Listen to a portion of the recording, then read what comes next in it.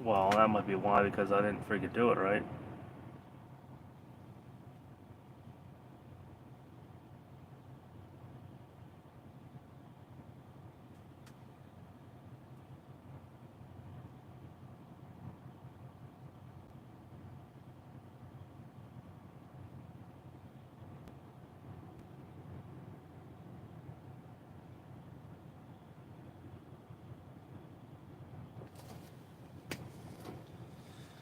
Well, I have no idea what I'm doing. It's the first time I ever decided to go live.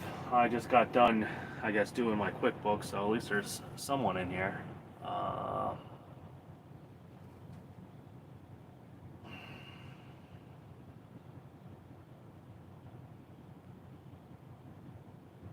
no idea how to even pull up this chat here. Well, whoever's in here, write something in the chat. See if it pops up here on the screen. Cause oh well, there you go. Well, that works. All right, so um, I think you're probably going to be the only guy coming in here right now. Let's see. Let's see if anybody else shows up. I highly doubt it. Not at 10:30 at night. I just figured I would see who shows up and shoot the shit with somebody. Uh, I was going to talk about the rates this week. I don't know about you, but I only averaged $2.15 a mile for the week this pulling flatbed. It's not very good, that's for sure. So um, yeah, I don't see it getting any better either. That's what that's what I was hoping to talk about at least with somebody in here. But hey, one man audience ain't that bad. Well, yeah, last week was brutal. That's for sure. I took anything just to get out of the Northeast because the Northeast was horrible. Um, Shit, my first load out, I think only paid. I think it was like 225 a mile. The Deadhead's what got me this week. Um, Probably have like 220 miles of Deadhead. And then fuel, who knows? Fuel, I think fuel I probably did like 80 cents. And fuel, yeah, it's not looking like it's going to be a fun rest of this year or winter or whatnot. Um, Tell you what, my profit and loss statements aren't doing so good. Yeah, yeah, yeah, yeah. That's what's been happening. Um, Couple weeks I've been deadheaded all the way into Pittsburgh from Allentown area. Like I said, you pull up the boards and there's only like 150 loads, and out of those 150, there might be like 20 decent ones, and then you click on them and find out they want permits and shit and all kinds of crazy crap. Um, it's just I don't know. I just guess truck capacity is through the roof. Um, I don't know. I've been reading a bunch of things about the ports out west, and they said that shipping traffic's very light, at least on the west coast, the LA port and everything. Um, and they said a lot of well, I guess now that they made the Panama Canal wider, they said a lot of the stuff's now transferring over to like Savannah and Texas, Houston port. I guess because it's cheaper. I guess I'd imagine the labor rate's probably cheaper, so I'd imagine the cost to unload are cheaper and everything. So I figured I was going to talk about, pretty much try to talk about the market and try to play in our futures here. I guess, whether or not we're all going to be able to sit in here long enough and keep going. That's what I basically was thinking about. But like I said, I didn't really expect too many people at 10:30 at night. So then again, I don't even know if the notification went out. So like I said, I had no idea what I was doing. Maybe next time I'll try to set it up on my computer instead of doing it on my cell phone. Like I said, I can't even bring up. Let's see if I bring up the chat, live chat. Oh, there you go. Now, I guess because you wrote something, so now it actually pops up. So, what are you doing? I'd imagine just getting ready for bed, unless unless you're getting ready to run.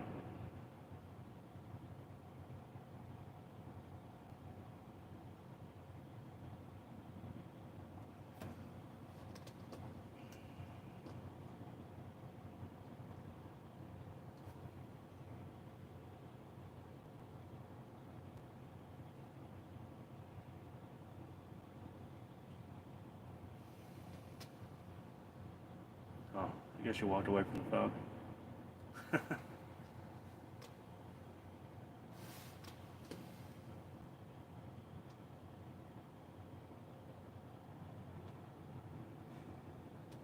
Oh no, I could believe it. I've had a few short runs lately that were really paid real well, but you got to like jump on them immediately. I think the only reason I did some crane mats, like 3 weeks ago, I guess. Um, it was 215 miles, and it paid $1,900 for crane mats for 215 miles. But I was literally like, I come out of where I dropped the rebar off, made a right, and literally drove down the road about a minute or two, and there's where the crane mats were sitting. So I think that's the only reason I was even able to snag that quick and get it, because those loads went out real quick. I can't believe they were paying that much to get them out of there. I guess I guess the rent for the property or the area that they were using must have been sky high or something, because they wanted them out of there ASAP. So I would have loved to get a couple runs of those, but I think like TMC, a bunch of big carriers came in, and I guess just to run their guys, and snatch that up real quick. I saw. Um, so I do have another thing set up with crane mats. It only pays $1,500 for like 400 miles, but it's supposed to be like 500 loads of crane mats or something ridiculous amount of number. So I'm hoping to do that for, I don't know, I hope at least a couple weeks. Uh, and then supposedly I probably will have a backhaul too from the same location, some aluminum ingots, hopefully if I'm lucky. And those are paying $1,600 for 320 miles or something. So if I can nab a few of those ingots, I could probably gross $10,000 a week, only running maybe 2,300 miles, 2,400 miles maybe. Just pretty much right by my house too. If I'm lucky enough, I'll be able to stop by the house, maybe even sleep there. So we'll see how that goes next week. But I still got to, I gotta get this trailer inspected. I gotta get the truck inspected. I was at the terminal Saturday, and I guess the shop manager was there actually, and he checked the truck out and the trailer, and he says the trailer is pretty much going to need brakes soon, but he'd rather have it done there because they're probably going to get rid of these trailers, and I'm probably going to get stuck. Well, I don't mind taking a 53-foot flatbed, but I don't know. It's already hard enough to freaking move around, park in a truck stop with a 48-foot spread with weight on it, let alone a 53-foot spread. But it's a hell of a lot nicer trailer. It's a Rittenauer, all aluminum. And it's going to cost me an extra $25 a week or whatever, but that's no biggie. I know, you just said something here.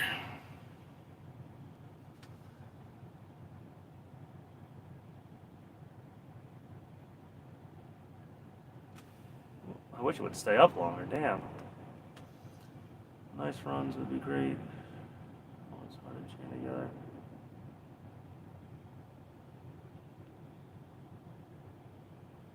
As soon as I'm like almost done reading, it starts fading out.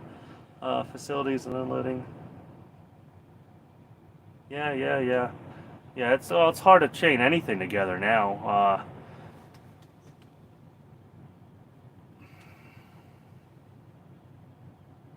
Yeah. It's hard to chain anything together now. Backhauls are like, you have to be calling probably days in advance to try to get a backhaul, because by the time you get there, whatever you were looking at a few days ago isn't going to be there unless you call them then. And then who knows, somebody else might call up and they'll be like, because I've seen where I've called up and they won't send the rate con. If it's a few days out, they won't send the rate confirmation over, or they'll sit on it, for a day or two. We'll play phone tag, either texting or calling back and forth. And I've had a few brokers say that they can't book a load like within a day or two out. All kinds of weird stuff. So they'll sit on it, and if they get a better offer, they'll take it right off you and just let somebody else run it. Cheaper, I guess. If whoever wants to do a backhaul, I guess if you went somewhere pretty decent, direct customer. Yeah, it's back to playing those games again.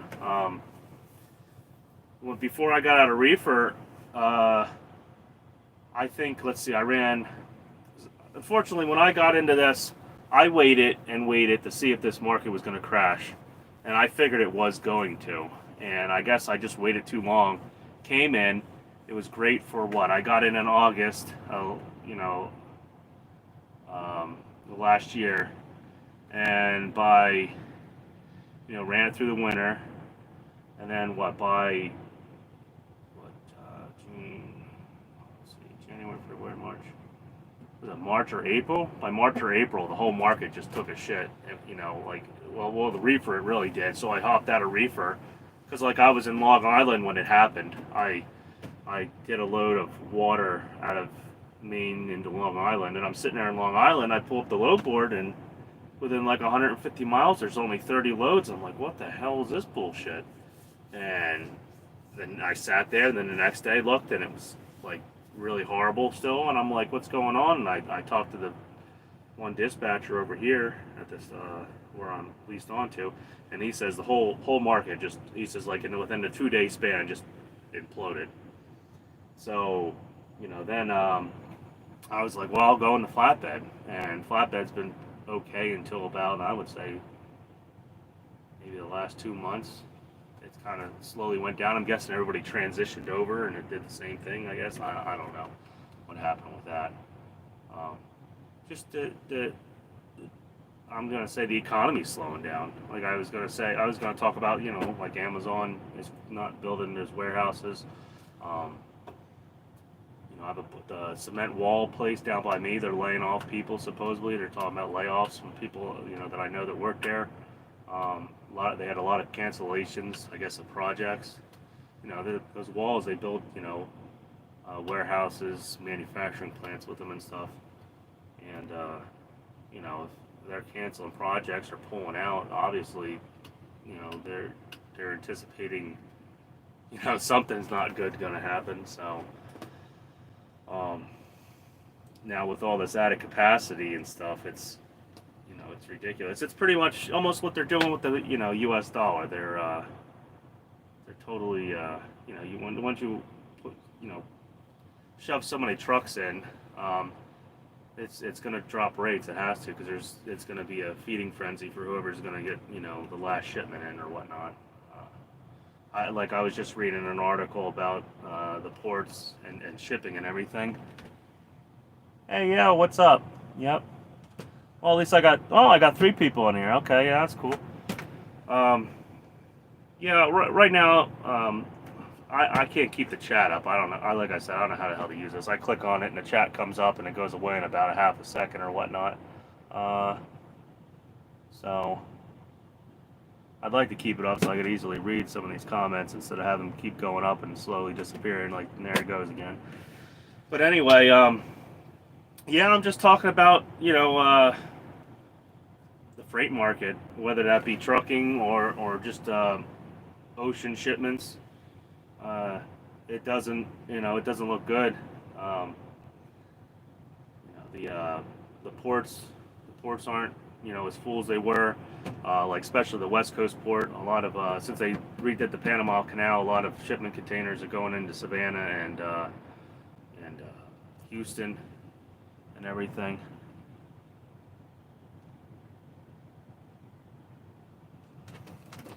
Let's see here. Well, I hit live chat. All messages are visible. I hit it. All right, it pulls up. It says, welcome to live chat. Remember to guard your privacy, and then it slowly disappears. Let me see, maybe I can.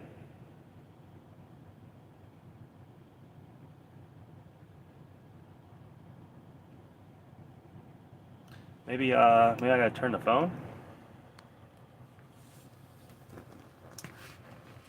Maybe that's the problem. I don't have the phone rotated right. Let's see. Rotate device. That's telling me to lock.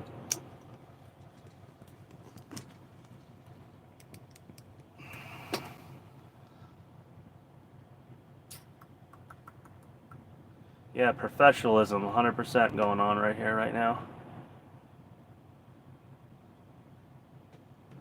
Well, there's my seat. Yeah, I don't know why it's doing that. Why it's just fading out.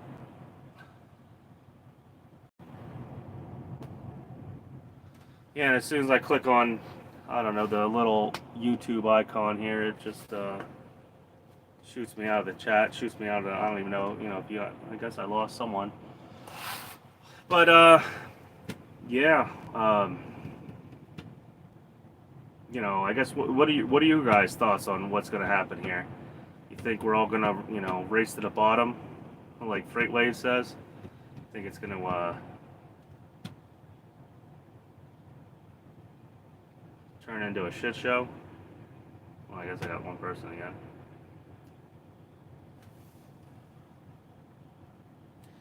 Yeah, it's no good news. It sure doesn't look like it. If you go on Facebook and stuff, you'll have guys on there talking. Oh yeah, I'm still making $3 a mile, or there's guys on there that are talking about that they can run for 80 cents a mile and stuff. I'm like, get the fuck out of here. Your fuel costs have to be at least. I don't care how fuel efficient your truck is. Your costs have to be at least 60 cents. It's just guys that have no idea what they're doing.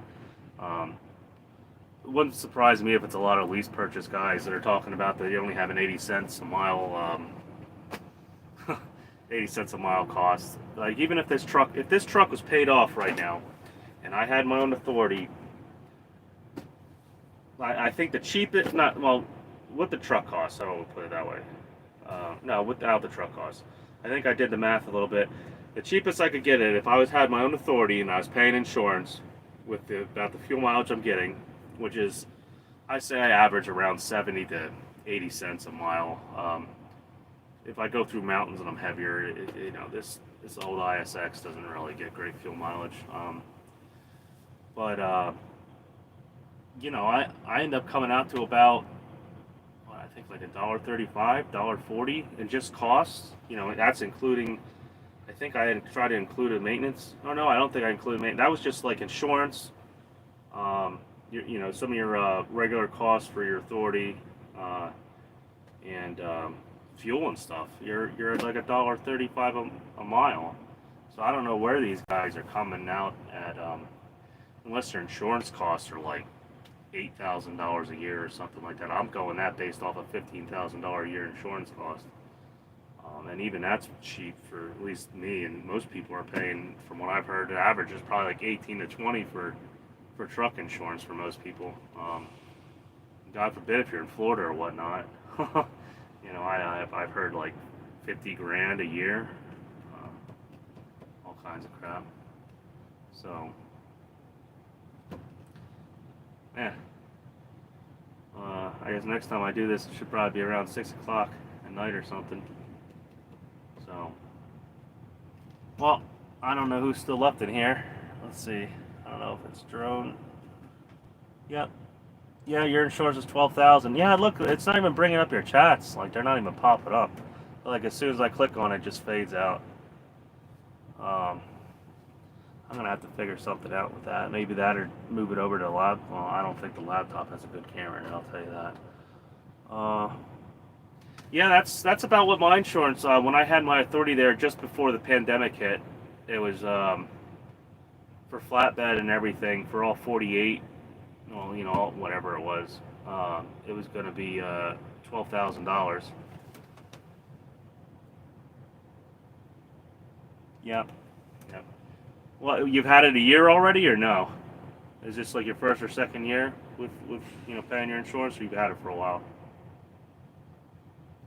Because I know they told me after like a year or whatever they would review it, or 2 years or something like that.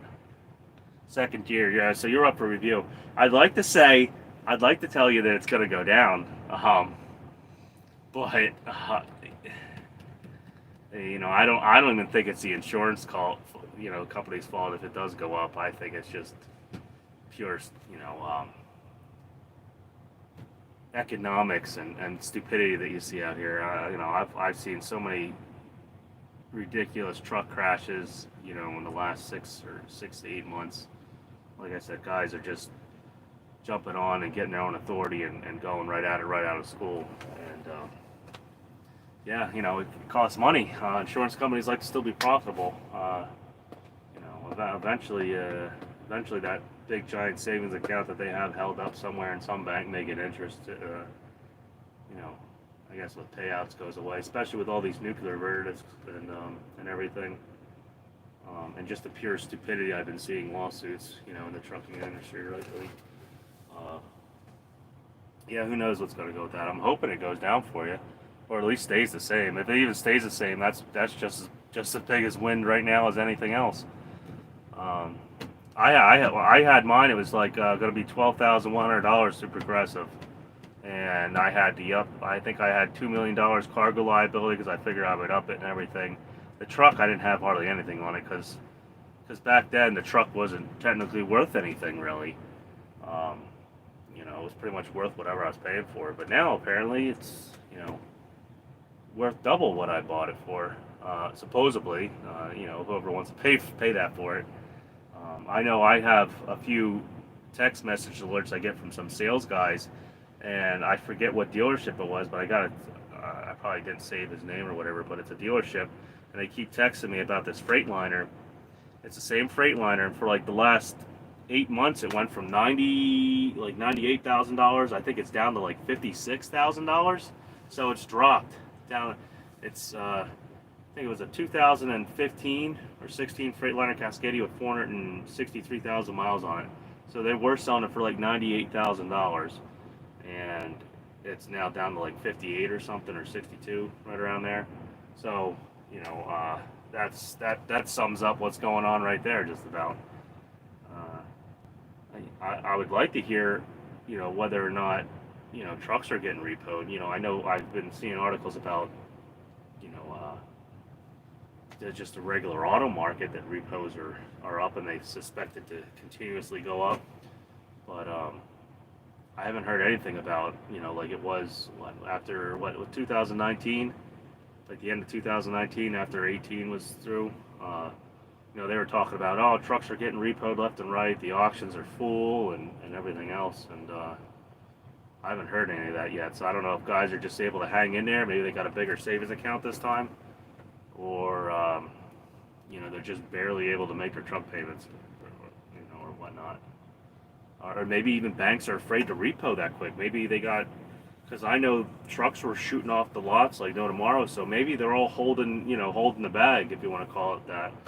Kind of like the housing crisis back in 2008. All these banks, they gave people huge, I guess, ways out, and they still ended up foreclosing and stuff, and getting stuck with all these houses and no mortgages and stuff.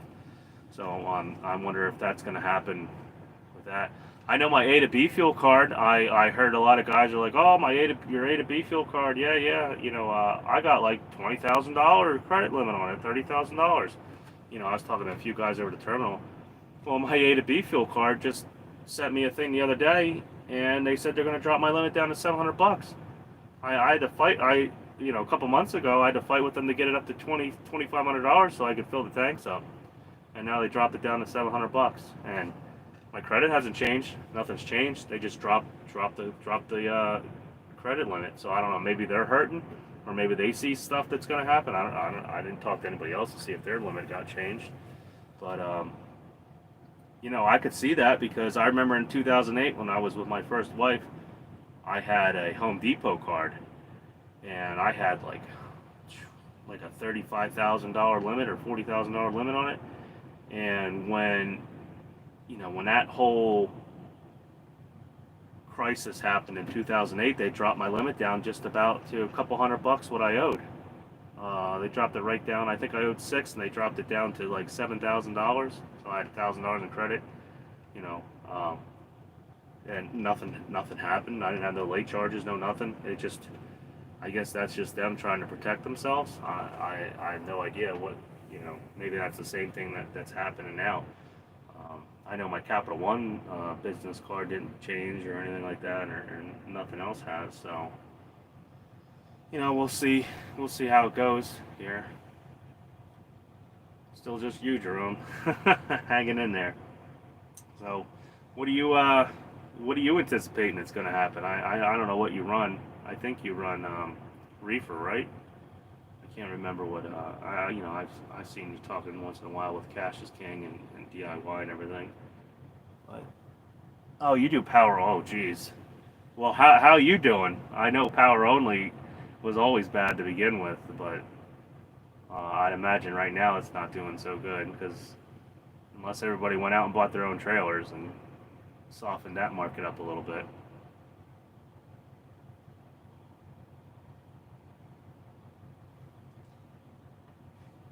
Hit and miss, yeah, yeah, yeah. Like I was telling one guy on Facebook, I said since I thought he was power only, and I was saying the best thing that could happen is if one of these hurricanes or something. I mean, it sucks for the people, but I mean, you start getting those transformers, not transformers, those big generators, those trailer generators moving in, man. They'll call tons of power only up to do that, to move those generators and everything. Um, that's good money in that moving those generators, or if you get, when a lineman, get stationed out somewhere, they'll bring in a lot of bunk trailers and like food trailers and stuff.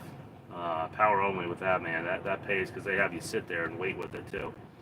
Um, I've heard upwards of guys making like $25,000. Sitting there for a whole month, basically $25,000-$30,000 to do power only with those. The utility, I guess, the bunk trailers and generators and stuff. So, if you ever get a hold of any of that stuff, that's the way to go with power only. Either that, or maybe let's see, you can start calling up. I know, like out by me, you have Shoprite. Shoprite works with a lot of power only owner operators. Grocery stores, like decent sized grocery store chains, not the big ones. Costco and that, they ain't gonna work with anybody unless they got like probably like 30 trucks or something like that. But I know like most of the regional grocery stores, you might be able to get in and haul power only with them for a decent rate. Uh, that or like your canneries, some of the, I'm trying to think of the name of the one. I don't know. It's like a Red Rose. I think it's like Red Rose tomato sauces or something.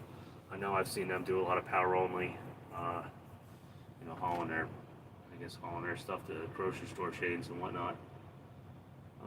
But that would be the way to go if you could get in something direct and keep it up, even if it don't pay that well. It just to know that you have it every day or every couple days or something. Because like I said, the spot market is ridiculous right now. Um, like I don't even remember after 2018. I remember rates dropping, dropping really good. But I don't remember in like 2019 them being so sparse. Like, I'm looking at the load board and like I remember looking at 150, 200 miles, and you'll see, a couple hundred loads. Now you look within like 150 miles of where was I at the other day? I was in Granite City, Illinois.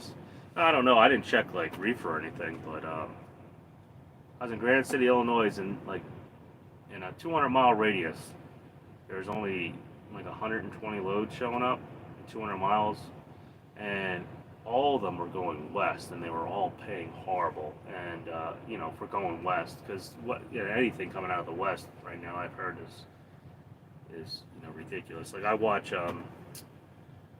the heck I watch out there trucking together. Um, I guess the husband and wife out there, and they're out of California, and oh, that's all flatbed. Yeah, like look, you said I saw hit mess, and then you said working with JB Hunt. Like none of that's even popping up till now.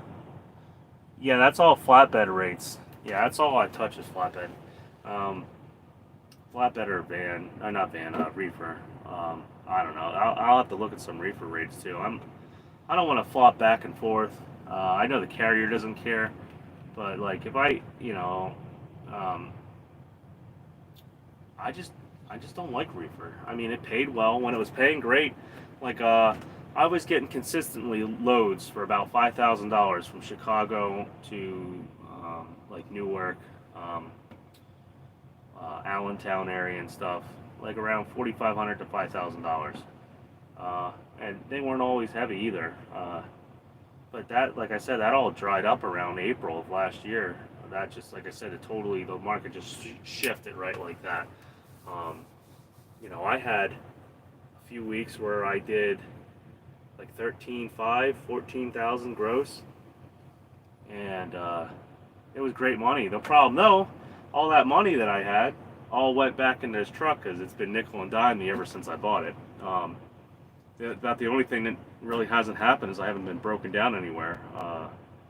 Like I had a pack car, and geez, every month or so I was in the dealership spending $10,000. At least this has been all mostly just old age mechanical stuff. The most expensive thing that I had to happen was the power divider go on the truck, and that was like $4,000. And the rear cracked. I fixed that myself with the help of my welder buddy, or that probably would have been another $4,000 or $5,000. And it's just constant small things. Like right now, I went and had the truck kind of inspected down at the terminal. I was telling I forget who was in here. I was telling him that I just had wheel seals done on the front axle not more than like 5 or 6 months ago at TA, and I guess the manager was there, and he looked up in there and he says, it's not on your brakes yet, but he says, look, you can see through the little opening there, in the shoes that the wheel seals are starting to seep around, it's starting to seep around the wheel seals. And I said, they're brand new. He says, yeah, I can see that. He says, but whoever did them either didn't put the right seals in or didn't do them right or something. And that was done at TA. I had to do them because they were leaking, and I didn't feel like getting DOT violation. But I pulled up TA because I was going to call them up and look, and I went TA warranty, and it's only good for 120 days on their parts and labor. Like I've worked at a dealership. I used to be a Jaguar Subaru technician, and if we did like we had one guy in there, a newer guy. He worked there for about a year or two, but he did an oil change on a Subaru, and like 4 or 5 months went by, and all of a sudden supposedly the drain plug fell out of it, and they fired him for it. So and they warrantied everything. So I don't get it how somebody working on $100,000 trucks and whatever only warranties your parts and labor for 120 days, especially when you pay like $1,000 to have the wheel seals done or whatever. Because I had to do the brake pads and their brake shoes and everything. So, I don't know. That's why you stay out of TA, I guess. Let's see if you're actually taught to say anything. All right. Well. See, I've been here about 30 minutes. I guess at least 3 guys came in. I'll have to do this again, I guess. Maybe at a different time. I'm no DIY or cash. I can't show up here at 9 or 10 o'clock at night and expect anyone to come on here and shoot the shit. So, you got anything to add? I guess, Drone, or want to know anything? Interested? Guess before I get off here. At least it's a learning experience. I might actually be able to do lives here if I can figure this out. You know what I'm wondering? I wonder if I could pull it up. I'm going to see something here. If I could pull this up, if I go to YouTube, if I could pull lives up on my laptop and read them off of my laptop here. That's what I'm wondering.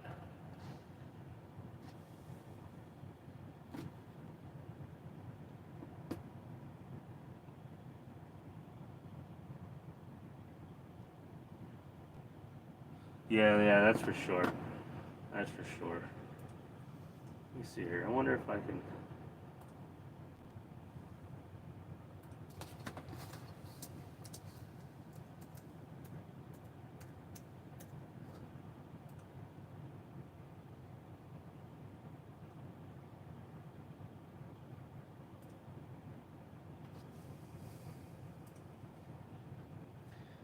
Yeah, let's see if I can do this.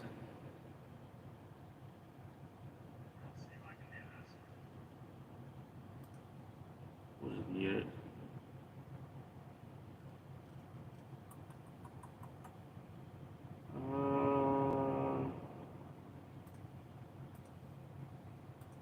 Oh yeah, this is a hell of a lot easier to read. I can actually read it. I think this is probably how Cash does it. I'd imagine. He probably sets up his phone and his computer. That's the only thing the only way I think you'd be able to really do this. Uh,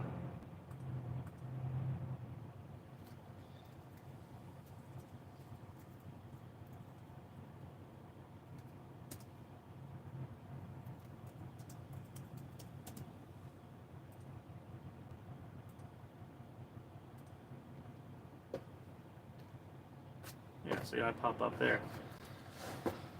All right, well that works. So I figured that out. I guess as long as I'll probably end up having to get a Wi-Fi hotspot is what I'm gonna have to do. I just gotta find out. Hey, someone else came in here. Hey, uh, whoever it is, just put a comment in, say hi, introduce yourself.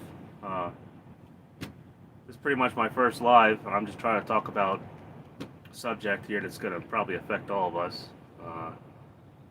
Like I was been telling Jerome and let's see whoever else was in here. Who was that? Oh, it's Trucking Life.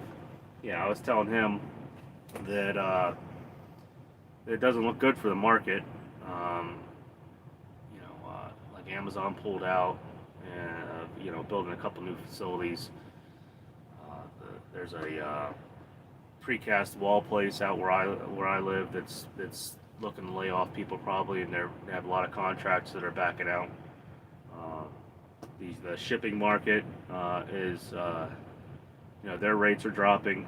They're scrapping a lot of ships. I was reading that a lot of ships that weren't getting strapped, that were hanging in there, they're now taking about the Libyan stuff and scrapping them for scrap metal because the rates aren't there and they just don't have the stuff to ship. I don't know if that's because everything's already been shipped and warehouses are full and or that China's just not making stuff, or we're not buying, or need the stuff. So, I have a feeling if it's going with if it's just small everyday items that people buy from China and stuff, I'd imagine that's going to work its way over into everything. Like I imagine the auto market and stuff is probably not doing so well right now, and it's just going to spiral. So I'd like to say that there's a plan, a plan of action you could do. The only thing I could say is if you almost have your equipment paid off and you got some money in the bank, I would suggest doing it now. If you have some toys you bought, side by sides, maybe you bought that new pickup truck and you have your old one still. Maybe it'd be time to either sell your old one real quick or sell your new one and try to get out from under it and apply that to your truck, your truck or trailer payments. I think that's the only way anybody's going to be able to survive here, is cut costs like tremendously and just hope enough people bail out. I mean, it's a shame to say that, but most of these guys that jumped in here that I've talked or seen at truck stops, they're all super new. None of them even really knew anything about trucking to begin with. They just go on YouTube and, man, I'm trying to think of people like Trucker's Coach. I used to watch him long ago, back in like 2017 and 16 and stuff. And man, boy, has he, I'm not trying to talk shit, but he went from having his own truck, an old International, to having a new one, to I don't know if he sold it or whatnot, and then now he's leasing. Now he's leasing with Auto Express. I used to work with Auto Express. They're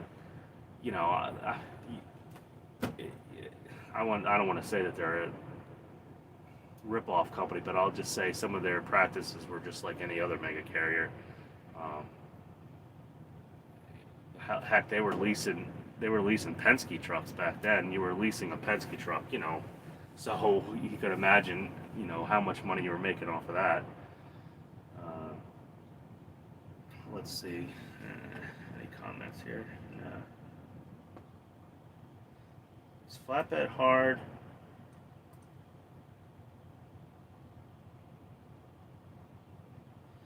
No, flatbed's not really. Flatbed, really, flatbed is, well, if you're doing power only, well, I don't know how power only is. Power only, I guess you pretty much work when they tell you to work. But like if you do reefer and stuff, here's what I like about flatbed. So I can pull up to a job site, and let's say they say be there at 8 o'clock. Well, let's say I come there in the middle, like 6 o'clock at night, and I stay there overnight. I'll wake up. I'll set the alarm to like 8 o'clock or 8:30 because I figured they ain't gonna show up, and they show up early. I'll wake up, and I've had it where I've left the bar on the flatbed, or I usually leave the bar sitting in the back of the headache rack, and I'll wake up and they already unstrapped everything. They leave the straps on the flatbed, or sometimes they wind them up, and they've taken stuff off. I'll wake up and the trail will be empty, and the guy will come over and he'll be like, hey, you got the paperwork? I'll sign for it. And signs for it, and that's it. Um, Usually, you're always working in daytime, except for maybe a few steel mills. You might end up being there at night and stuff. And usually, if they do have like night loading and stuff, and usually the loads pay rather well because they know flatbed guys don't really want to do that. But like what I hated about when I did reefer, sure it paid great, but every once in a while, I wasn't too worried about waiting around. I usually got detention. This is back when they wanted to give you detention, or we're okay with it. But you'd be trying to you'd back into the door. You'd have the doors open. It'd take 2 or 3 hours to unload you, and the reefer's just screaming back there, trying to keep up. While the doors are wide open, and you're trying to sleep, and you got to keep getting up to check to see if they unloaded you or not.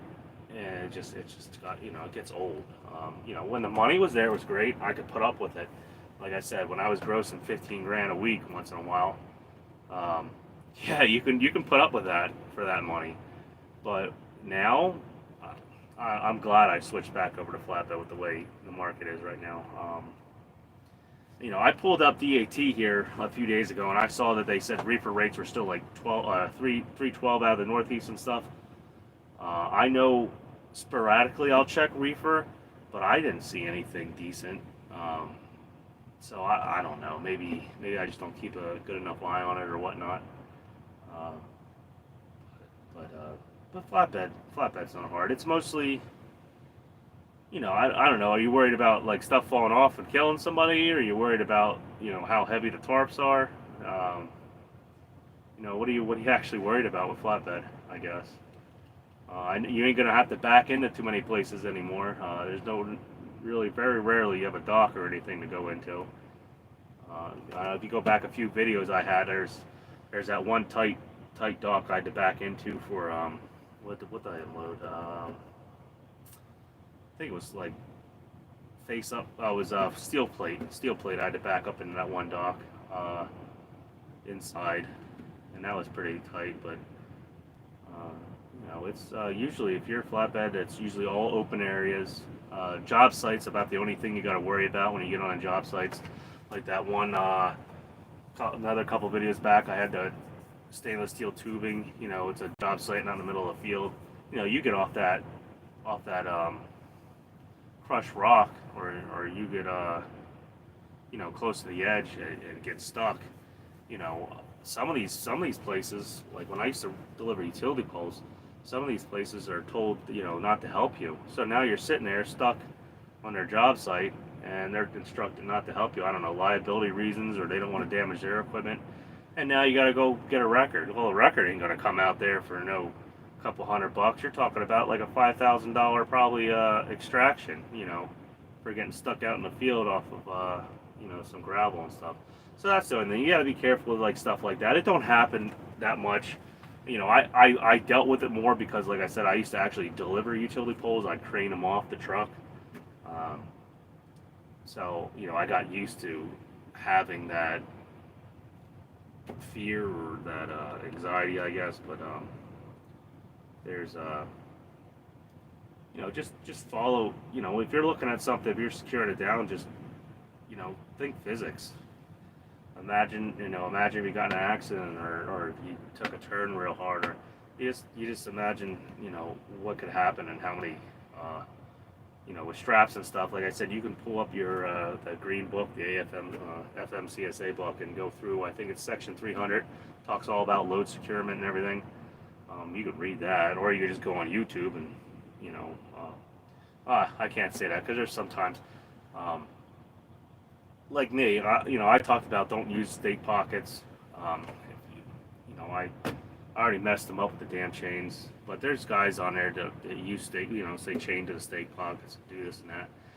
You can. It's technically a form of securement, but it's, if you've done this long enough, odds and ends, things like that. That stake pockets crack, and they're just thin, cheap aluminum usually. So that's why I always change the spools.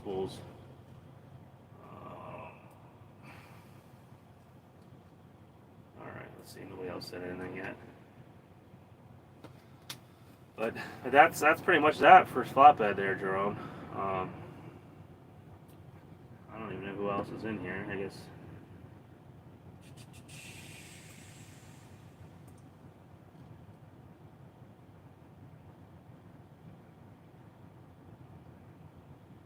Yeah, it doesn't bring up who else is in the chat. I thought it would, but it just says it's just you, Jerome, it looks like.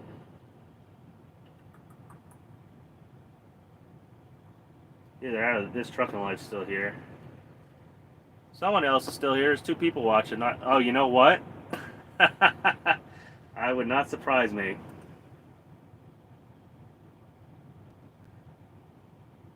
If it counts me as watching, I'll find out here real quick. Yeah, it counts me as watching. That's funny. All right, well, I guess I'll get off here. I'll let you get some sleep, and I guess I'll get some sleep.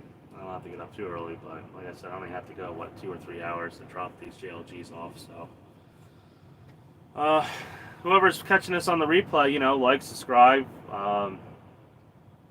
Maybe I'll try to actually schedule a live in normal people time, like when people are actually here and, able to do something. So, you too. Have a good night. And, catch me on another live. I'll try to do this again. I was hoping to get at least 10 or 15 people in here to go back and forth, maybe throw some ideas on, what a plan of action, if, kind of like prepping for the worst, I guess you could say. Truck market prepping. So, all right, well, I'll see you, Jerome. And, have a good night. Be safe out there, and everybody else. And, like I said, catch on the replay. So, all right, I'll see you guys.